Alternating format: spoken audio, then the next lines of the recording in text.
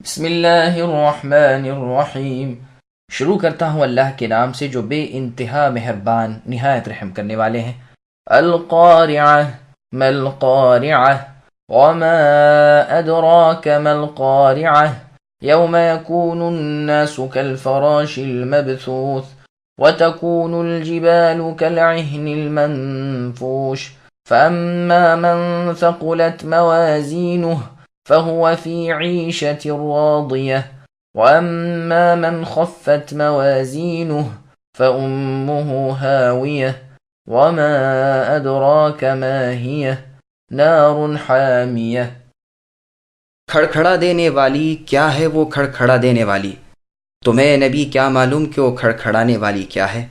جس دن انسان پراگندہ پروانوں کی طرح ہو جائیں گے اور پہاڑ دھنی ہوئی رنگین اون کی طرح ہو جائیں گے، پھر جس کا پلہ بھاری ہوگا وہ تو خاطر خواہ آرام کی زندگی میں ہوگا، اور جس کی تول ہلکی ہوگی اس کا ٹھکانہ ہاویہ ہے۔ اور تمہیں نبی کون بتائے کہ وہ کیا چیز ہے؟ وہ تیز و تند آگ ہے۔ سامعین بن آیتوں کی تفسیر سماعت کیجیے۔ قیامت کھڑکھڑا دینے والی ہے۔ قارعہ بھی قیامت کا نام ہے، جیسے حاقہ، طامہ، صاخہ، غاشیہ وغیرہ۔ اس کی بڑائی اور ہولناکی کے بیان کے لیے سوال ہوتا ہے کہ وہ کیا چیز ہے۔ اس کا علم بغیر میرے بتائے کسی کو حاصل نہیں ہو سکتا ہے۔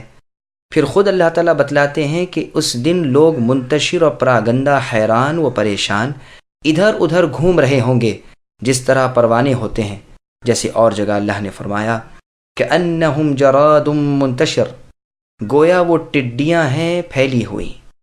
پھر فرمایا پہاڑوں کا یہ حال ہوگا کہ وہ دھنی ہوئی اون کی طرح ادھر ادھر اڑتے نظر آئیں گے۔ پھر فرماتے ہیں کہ اس دن ہر نیک و بد کا انجام ظاہر ہو جائے گا، نیکوں کی بزرگی اور بروں کی اہانت کھل جائے گی۔ جس کی نیکیاں وزن میں برائیوں سے بڑھ گئیں وہ عیش و آرام کی زندگی جنت میں بسر کرے گا، اور جس کی بدیاں نیکیوں پر چھا گئیں، بھلائیوں کا پلڑا ہلکا ہو گیا، وہ جہنمی ہو جائے گا، وہ منہ کے بل اوندھا جہنم میں گرا دیا جائے گا۔ سے مراد دماغ ہے، یعنی سر کے بل ہاویہ میں جائے گا، اور یہ بھی معنی ہے کہ فرشتے جہنم میں اس کے سر پر عذابوں کی بارش برسائیں گے، اور یہ بھی مطلب ہے کہ اس کا اصلی ٹھکانہ وہ جگہ ہے جہاں اس کے لیے قرار گاہ مقرر کیا گیا ہے، وہ جہنم ہے۔ ہاویہ جہنم کا نام ہے، اسی لیے اس کی تفسیر بیان کرتے ہوئے فرمایا کہ تمہیں نہیں معلوم اے نبی کہ ہاویہ کیا ہے؟ اب میں خود بتاتا ہوں کہ وہ شعلے مارتی بھڑکتی ہوئی آگ ہے۔ اشعث ابن عبداللہ رحمۃ اللہ علیہ فرماتے ہیں کہ مؤمن کی موت کے بعد اس کی روح کو ایمانداروں کی روحوں کی طرف لے جاتے ہیں، اور فرشتے ان سے کہتے ہیں کہ اپنے بھائی کی دلجوئی اور تسکین کرو، یہ دنیا کے رنج و غم میں مبتلا تھا۔ اب وہ نیک روحیں اس سے پوچھتی ہیں کہ فلاں کا کیا حال ہے؟ وہ کہتا ہے کہ وہ تو مر چکا، کیا تمہارے پاس نہیں آیا؟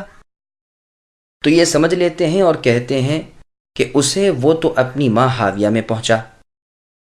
ابن مردوی کی ایک مرفوع حدیث میں یہ بیان خوب بسط یعنی تفصیل سے ہے، اور ہم نے بھی اسے کتاب صفت النار میں وارد کیا ہے۔ اللہ تعالی ہمیں اپنے فضل و کرم سے اس آگ جہنم سے نجات دے، آمین۔ آگ جہنم کی جھلسا دینے والی چیز ہے۔ پھر آگے اللہ فرماتے ہیں کہ وہ سخت تیز حرارت والی آگ ہے، بڑے شعلے مارنے والی، جھلسا دینے والی۔ رسول اللہ صلی اللہ علیہ وسلم فرماتے ہیں تمہاری یہ دنیا کی آگ تو اس جہنم کی آگ کا 70واں حصہ ہے۔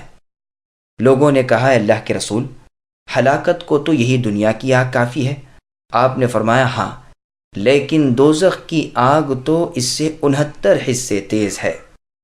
صحیح بخاری میں یہ حدیث ہے، اور اس میں یہ بھی ہے کہ ہر حصہ اس آگ جیسا ہے۔ مسند احمد میں بھی یہ روایت موجود ہے۔ مسند احمد کی ایک حدیث میں ہے، اس کے ساتھ یہ بھی ہے کہ یہ آگ باوجود اس آگ کا 70واں حصہ ہونے کے پھر بھی 2 مرتبہ سمندر کے پانی میں بجھا کر بھیجی گئی ہے۔ اگر یہ نہ ہوتا تو اس سے بھی نفع نہ اٹھا سکتے۔ مسند احمد کی ایک اور حدیث میں ہے کہ یہ آگ 100واں حصہ ہے۔ طبرانی میں ہے کہ جانتے ہو کہ تمہاری اس آگ اور آگ جہنم کے درمیان کیا نسبت ہے؟ تمہاری اس آگ کے دھوئیں سے بھی 70 حصہ زیادہ سیاہ خود وہ آگ جہنم کی ہے۔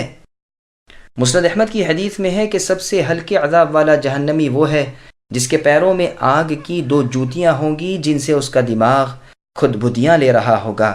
بخاری و مسلم میں ہے کہ آگ نے اپنے رب سے شکایت کی کہ اے اللہ، میرا ایک حصہ دوسرے کو کھائے جا رہا ہے، تو پروردگار نے اسے 2 سانس لینے کی اجازت دی، ایک جاڑے میں ایک گرمی میں۔ پس سخت جاڑا جو تم پاتے ہو یہ اس کا سرد سانس ہے، اور سخت گرمی جو پڑتی ہے یہ اس کے گرم سانس کا اثر ہے۔